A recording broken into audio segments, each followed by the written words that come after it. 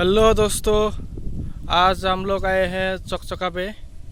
चकचका कहते हैं ना ये, चकचका पे मेरे साथ आया है मेरा भैया जाकिर हुसैन। और देखिए ये चकचका का नज़ारा है, बहुत ही सुंदर है। ये एनटीपीसी का मतलब यहाँ पे पानी रखा जाता है, पानी स्टॉक करके रखा जाता है। बहुत ही अच्छा नज़ारा है। एनटीपीसी का गंदा सामान सब इधर निकलता है। वो जो खराब पानी है, गंदा सामान।